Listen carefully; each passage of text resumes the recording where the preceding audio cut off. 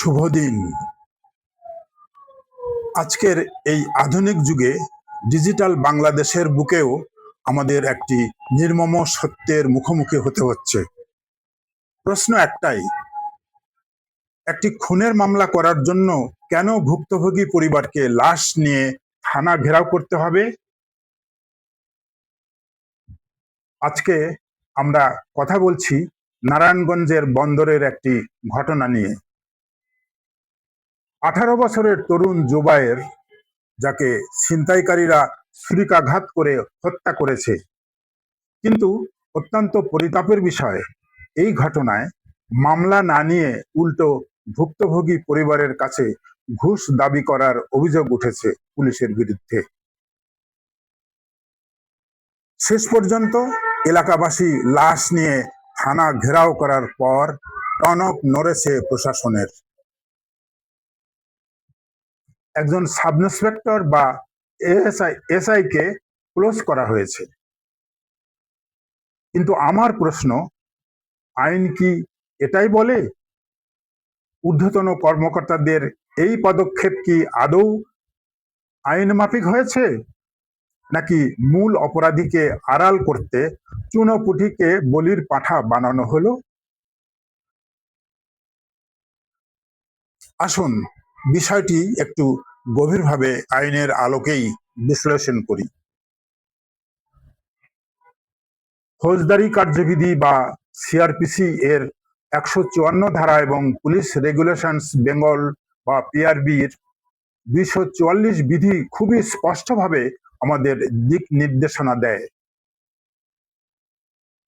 আইন অনুযায়ী যখনই কোনো থানায় কোনো আমলযোগ্য বা কগনিজেবল অপরাধের, যেমন চুরি, ছিনতাই বা খুনের সংবাদ আসে, তখন সেই সংবাদ এজাহার বা এফআইআর হিসাবে রুজু করতে থানার ভারপ্রাপ্ত কর্মকর্তা বা ওসি আইনত বাধ্য। এখানে ওসির কোনো অপশন বা বিকল্প বেছে নেওয়ার সুযোগ নেই। অথচ এই ঘটনায় আমরা কি দেখলাম? নিহতের বাবা মামলা করতে গেলেও থানা মামলা নেয়নি। স্থানীয়দের অভিযোগ, মামলার জন্য উল্টো 10,000 টাকা ঘুষ দাবি করা হয়েছিল। আইন যেখানে নির্দেশ দিচ্ছে মামলা নিতে, সেখানে আইনের রক্ষকরাই আইনকে বুড়ো আঙুল দেখাচ্ছেন। সবচেয়ে অদ্ভুত বিষয় হলো বন্দর থানার ওসির বক্তব্য। তিনি গণমাধ্যমে বলেছেন, এই ঘটনায় জড়িত একজনকে তারা নাকি আগেই গ্রেপ্তার করেছিলেন, কিন্তু মামলা না হওয়ায় সেই আসামিকে অন্য আরেকটি মামলায় কোর্টে চালান দেওয়া হয়েছে। কি চমৎকার সেলফ কন্ট্রাডিকশন বা আত্মবিরোধী কথা! একজন থানা প্রধান হিসেবে উনি নিজেই স্বীকার করছেন যে অপরাধী ওনাদের হেফাজতে ছিল, অপরাধের তথ্য ওনারা জানতেন। তাহলে স্বপ্রণোদিত হয়ে কেন মামলা রুজু করা হলো না? আইন অনুযায়ী থানার সমস্ত নথিপত্র, জিডি বা এফআইআর রুজু করার চূড়ান্ত দায়িত্ব কার? ভারপ্রাপ্ত কর্মকর্তা বা ওসির। সাব ইন্সপেক্টর বা এসআই তো ওসির অনুমতি বা নির্দেশ ছাড়া নিজে নিজে এফআইআর বুক খুলে মামলা রেকর্ড করতে পারেন না। যদি কোনো এসআই মামলা নিতে অবহেলা করে থাকেন বা ঘুষ চেয়ে থাকেন, তবে তার তদারকি বা সুপারভিশনের দায় কি ওসির উপর বর্তায় না? পেনাল কোডের বা বিভাগীয় শৃঙ্খলার দৃষ্টিতে এখানে ওসির কর্তব্য অবহেলাই সবচেয়ে বড় অপরাধ। এবার আসা যাক ঊর্ধ্বতন কর্তৃপক্ষের পদক্ষেপে। ঘটনার পর ঊর্ধ্বতন কর্তৃপক্ষ এসআই মাসুদ রানাকে থানা থেকে প্রত্যাহার করে পুলিশ লাইনে সংযুক্ত বা ক্লোজড করেছেন। আমি ঊর্ধ্বতন কর্তৃপক্ষকে বিনীতভাবে জিজ্ঞেস করতে চাই, এই পদক্ষেপ কি সম্পূর্ণ আইনমাফিক ও ন্যায় বিচার সম্মত হয়েছে?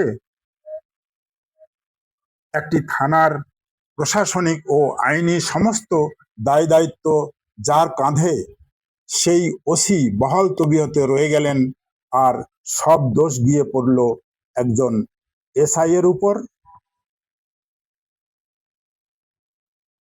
এটি তো লোক দেখানো একচোখা বিচারের মতো অবস্থা।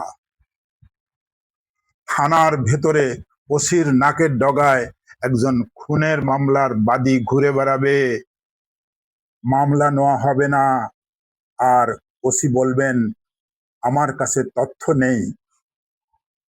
এই অজুহাত কি একজন পেশাদার পুলিশ কর্মকর্তার ক্ষেত্রে গ্রহণযোগ্য? কখনোই নয়। দায়িত্ব অবহেলার দায়ে যদি কারো বিরুদ্ধে প্রথম ব্যবস্থা নিতে হতো, তবে তিনি স্বয়ং ওই থানার ওসি। আমরা এমন একটি পুলিশ বাহিনী দেখতে চাই যা জনগণের বন্ধু হবে। প্রযুক্তির এই চরম উৎকর্ষতার যুগে যখন ঘরে বসেই জিডি করা যাচ্ছে, 399 চাপলেই পুলিশ দোরগোড়ায় পৌঁছে যাচ্ছে, সেই যুগে থানার ভেতরে মামলা দেওয়ার জন্য লাশ নিয়ে গিয়ে আন্দোলন করতে হবে, এটা মেনে নেওয়া যায় না। আমি আশা করি পুলিশ প্রশাসনের ঊর্ধ্বতন কর্তৃপক্ষ বিষয়টি পুনর্বিবেচনা করবেন। কেবল একজন এসআইকে ক্লোজ করে আইনি আইওয়াশ না করে ওসির জবাবদিহিতা নিশ্চিত করা হোক। আইনের শাসন প্রতিষ্ঠা করতে হলে পক্ষপাতহীনভাবে আইনের সঠিক প্রয়োগ করতে হবে। আপনারা কি মনে করেন? কমেন্ট করে আপনাদের মূল্যবান মতামত জানান। ভিডিওটি ভালো লাগলে অবশ্যই শেয়ার করুন এবং পেজটি ফলো দিয়ে পাশে থাকুন। আজ এ পর্যন্তই। ধন্যবাদ। ভালো থাকবেন।